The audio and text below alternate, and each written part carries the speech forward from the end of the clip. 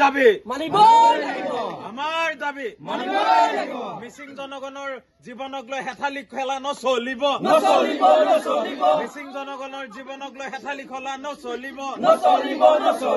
MSC চৰকাৰ হুঁচিয়াৰ BJP চৰকাৰ হুঁচিয়াৰ আমাৰ মানুহক এনেকে যুগ যুগ ধৰি কৰা প্ৰতাৰণাৰ কেতিয়া অন্ত পৰিব আমি দাবী কৰিছো আমি সুধিব বিচাৰিছো আমাৰ বোকাখাটৰ বিধায়ক অতুল বৰা ডাঙৰীয়া তথা অসমৰ মুখ্যমন্ত্ৰী হিমন্ত বিশ্ব শৰ্মা ডাঙৰীয়াক এই চেকখনে প্ৰমাণ কৰে যে ডিসেম্বৰৰ 14 তাৰিখে আপুনি এই জ্যেষ্ঠজনক নি পেলাই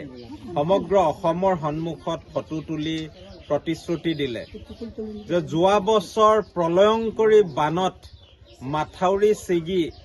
বৃহত্তৰ উত্তৰ মোহৰা আৰু দিছৈ পঞ্চায়তত হাজাৰ হাজাৰ মানুহৰ যি ভাবিব নোৱাৰা ক্ষতি হৈছিল তাৰ ক্ষতিপূৰণ হিচাপে আপুনি মানুহখিনিক আশা দি থৈ গৈছিল আৰু আশাত বন্দী আমাৰ ৰাইজে আজি যুগ যুগ ধৰি মিচিং ৰাইজ আমাৰ বান গৰাখহনীয়াৰ লগত জীৱন জীৱিকা নিৰ্বাহ কৰি আহিছো আমি বহু কষ্ট কৰি মাটি ফালি খেতি কৰি গৰু ম'হ পুহি কষ্ট কৰি অকণমান টনকিয়াল হৈ উঠো আকৌ বান গৰাখহনীয়াত পৰি পুনৰ আমি শূন্যলৈ উভতি যাবলগীয়া হৈছে আৰু তাৰ বাবে জগৰীয়া কোন এখন চৰকাৰক আমি জগৰীয়া নকৰি কাক আমি ভগৱানক জগৰীয়া কৰিব লাগিব যিখন চৰকাৰে বছৰি হাজাৰ হাজাৰ কোটি টকা নেশ্যনেল ডিজাষ্টাৰ ৰিলিফ ফাণ্ডৰ নামত আনি আছে সেই ধন টকা পইচাসমূহ হাজাৰ হাজাৰ কোটি টকা কলৈ যায় আমাক দান ভিক্ষা দিবলৈ আমি কোৱা নাই যি প্ৰতিশ্ৰুতি আপোনালোকে দিছে যি আমাৰ প্ৰাপ্য তাৰ আমি দাবী কৰিছো আৰু এই ধৰণে এই জ্যেষ্ঠজনক আৰু সমগ্ৰ বৰটিকাৰ পৰা ধৰি আমাৰ নিকৰি এলেকমাৰীলৈকে যি আমাৰ ৰাতিৰ ভিতৰত খন্তেকত মাথাউৰি ছিগি প্ৰলয়ংকাৰী এটা পৰিস্থিতি মানুহে ভঁৰালৰ গৰু তলত গোৱালিৰ গৰু তাতে বান্ধি থকা ঠাইতে পানীত ডুব যাবলগীয়া হৈছে ধান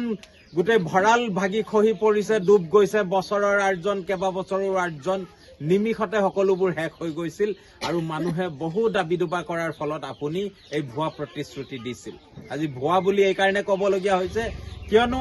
1,20,000 টকাৰ চেক আপুনি দিছে এই মানুহজনক অকল কেৱল মাত্ৰ 4,000 টকা তেখেতৰ একাউণ্টত সোমাইছে আৰু কিছুমান আমি শুনা পাইছো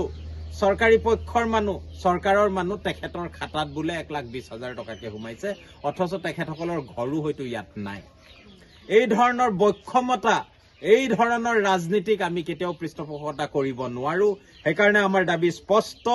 অতুল বৰা ডাঙৰীয়া আৰু আমাৰ